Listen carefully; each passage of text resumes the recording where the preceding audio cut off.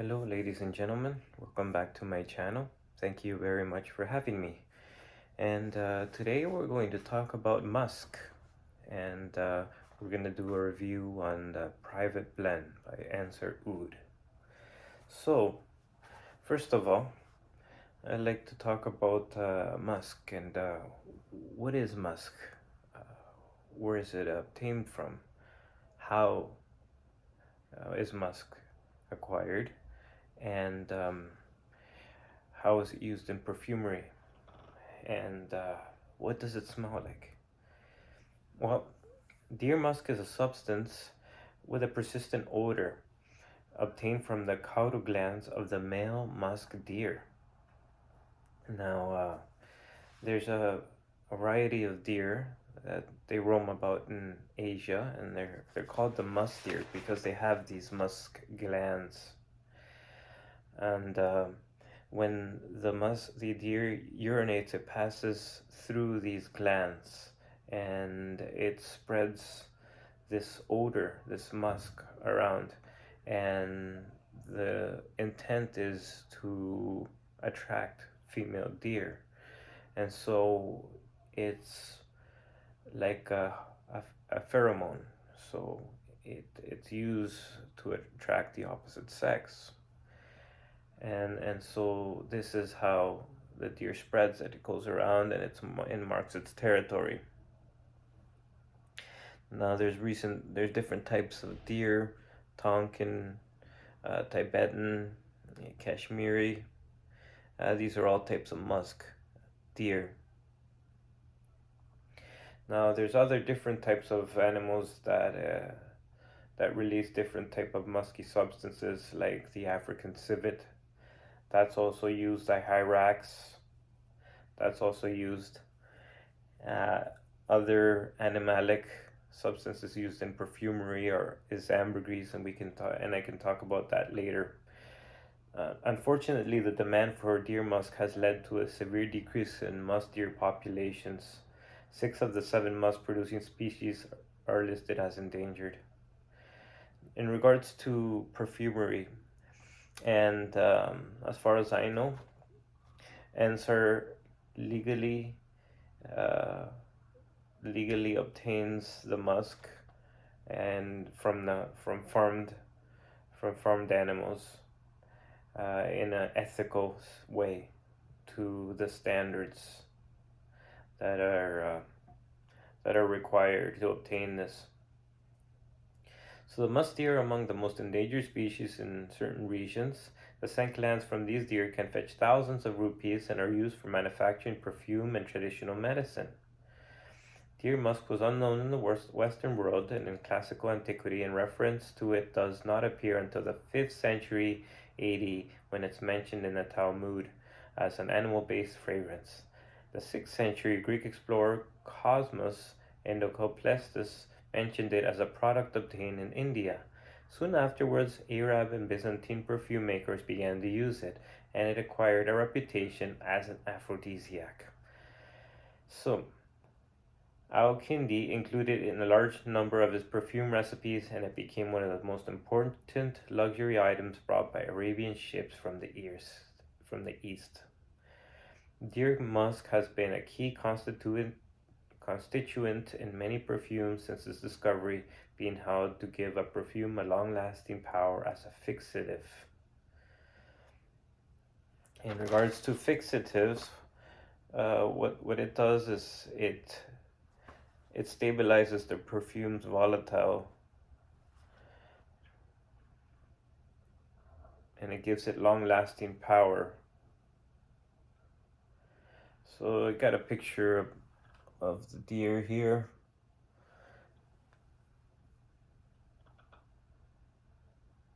So the musk deer belong to a family of Mashidae, white-bellied musk deer, which occur in the Himalayas or from Pakistan to China. And to obtain deer musk, the deer is killed and its gland, also called musk pod, is removed.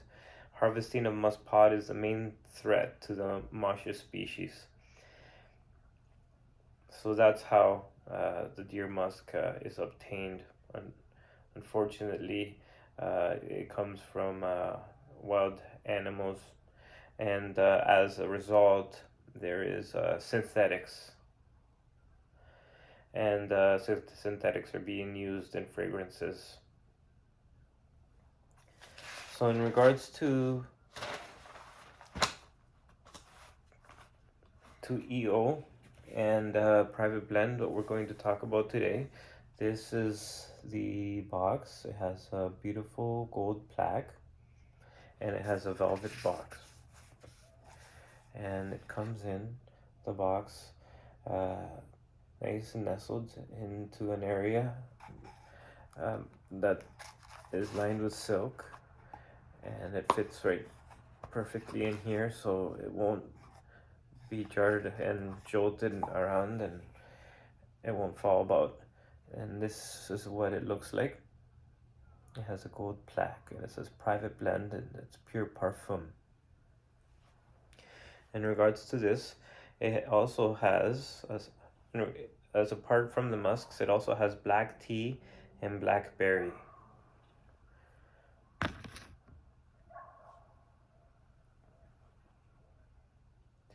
So in regards to this, uh, the price is a little bit higher than usual because of the rarity and the type of musk used. It's natural musk, and when you wear this type of fragrance, you can tell the difference between a synthetic musk and a natural musk. A natural musk is something that is really, really attractive. It draws you out, and it's really, really appealing. It has a natural aroma to it, a pheromone that can draw people in, because it produces a narcotic, intoxicating effect. So, in regards to this,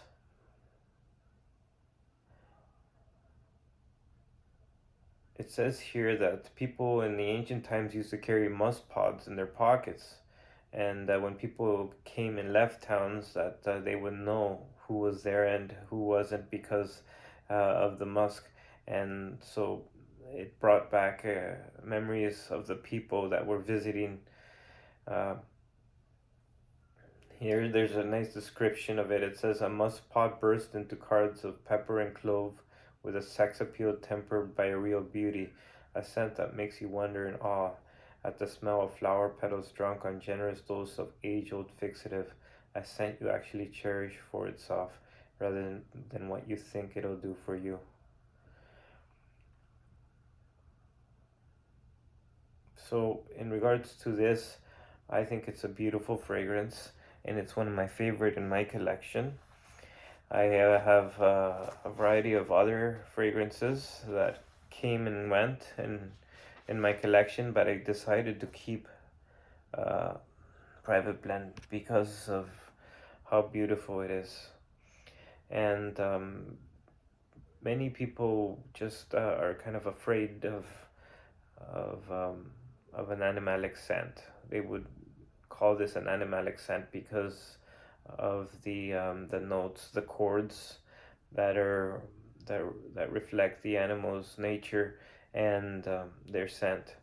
So I'm going to spray it now.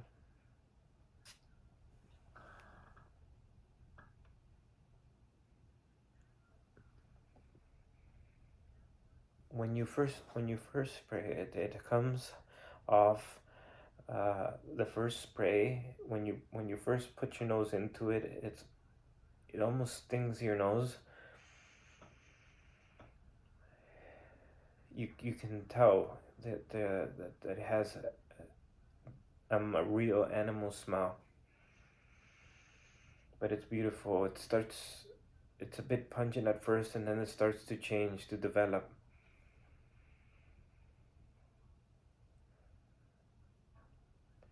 And then you get this beautiful flower accord. You got these beautiful flowers, and they start to develop, and you can smell the berries, you can smell the spice, so you can smell sweet. It's like sweet plum, berries, and spice and pepper. It's so beautiful. And as time goes by, it only gets better. I had visited my brother yesterday, and I came by and I picked him up, and he goes, wow. He goes, this was like about 3 or 4 hours later. He said, wow, you smell amazing. What is that? And I said, well, it's EO's private blend. And he goes, wow, you could really smell the oud. So he collects artisanal fragrances himself, and he could tell that there was really, really high quality notes in there. Right, nice ouds that were coming out, and and mixing with everything. I do think that it's not overpriced, really. It's not inflated like people say. It simply reflects the quality of preciousness of the ingredients in the market that goes out of the way to disconnect you from nature. Uh, aside from precious jasmine, rose, and around 40 other essential oils that are in this, and absolutes, what makes EO Private Blend so unique? Well, they have added Oud Royale from 2004 in it, Iranian Jaya Oud, and a series of rare roses, and a trifecta of vintage Tibetan, Tonkin, and Kashmiri musks. Also, this is what makes it, I think, smooth. I personally love sandalwood, and this has vintage Mysore sandalwood. That is extremely rare. So, in regards to all these chords that are put together, it develops into just a masterpiece, something almost indescribable. You have to smell it to understand it, and to develop your own perception and experience. All I can tell you is that I would buy this again, and I would pay every penny. Every penny for it is worth what it is, the experience. Actually, this fragrance is so special to me that I often wear it at times where I'm at peace, and I'm happy, and I'm relaxed, because I don't want to disturb the experience of what it means to me. I get I get different experiences often at different temperatures. I prefer to wear it in the cooler weather. When you wear it in the cooler weather, uh, you can get more of the tobacco and the dried fruits, such as the plum, and as that wears off a bit on the top, then a beautiful rose starts to appear, and it's very beautiful. Later on, it sits on the bed of creamy sandalwood and then cedar. I think this is an absolute treasure, and I regard it as the number one fragrance in my entire collection. And I've had over 50 different fragrances, and most of them have come and gone, but I can't seem to to get to get rid of this one, or swap it, or trade it, or whatever. So that's really my take on private blend, and I think it's absolutely beautiful. I think it's worth every penny.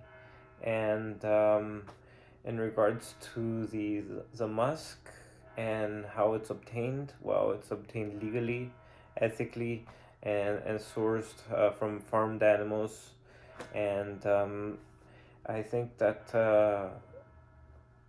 my experience in regards to this fragrance with women has been good.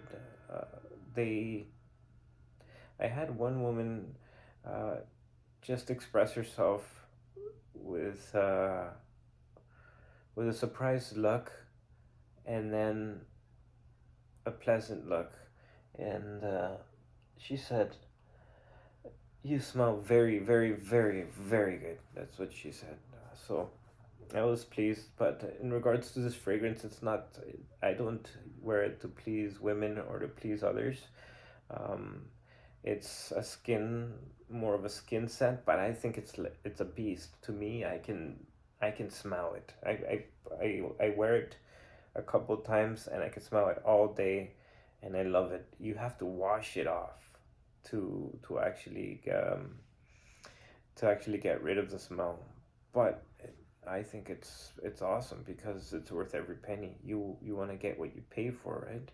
Especially at this price, it's about 1,200 USD for 30 mil, and that turns out to be around 1650 Canadian.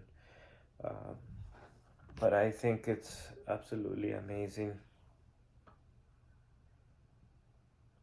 Now it's turned into sweet florals. There's nothing offensive about it. It's an absolute masterpiece. I can see why it's called Private Blend and why Ensar chose it for himself. Well, that's all I'm gonna say about Private Blend. Um, Today,